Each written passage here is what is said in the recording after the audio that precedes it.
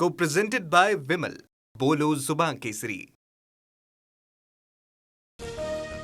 33% महिला आरक्षणावरून मोदी सरकारला मोठा झटका. घटना दुरुस्ती विधेयक लोकसभेत पडलं.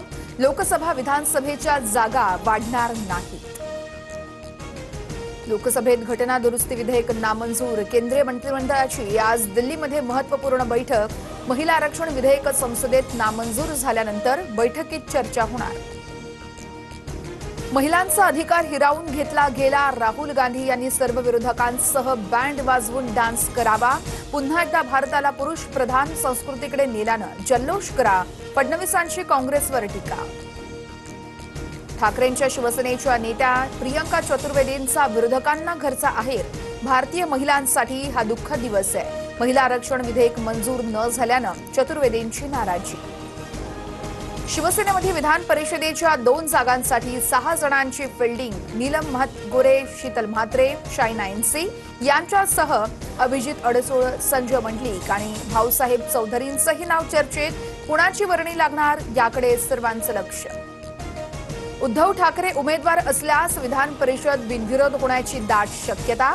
मात्र विधान परिषदेच्या जागेसाठी काँग्रेसही आग्रही.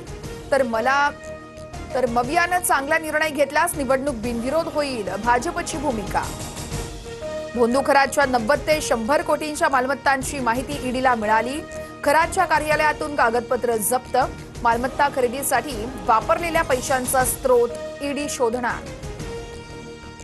दीपक लोंढे पोलिसांच्या रडारवर. 12 तासांच्या चौकशीनंतर आज पुन्हा चौकशी. समता पतसंस्थेतील कोट्यवधींच्या व्यवहाराप्रकरणी लोंढे संशयाच्या भोवऱ्यात.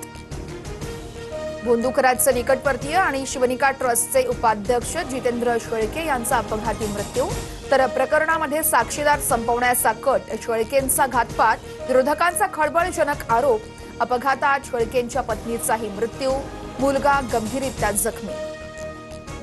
खरातचे धागेदोरे सत्ताधाऱ्यांपर्यंत, त्यालाही असंच मारतील. जितेंद्र शेळकेंच्या मृत्यूनंतर यशोमती ठाकूर यांची फेसबुक पोस्ट. पुणे विमानतळावरती हवाई दलाच्या विमानाचा अपघात. विमानतळाचा रनवे तात्पुरता बंद. सेवा लवकरच पूर्ववत करण्याचा प्रयत्न. भारतीय हवाई दलाची ट्विट करत माहिती.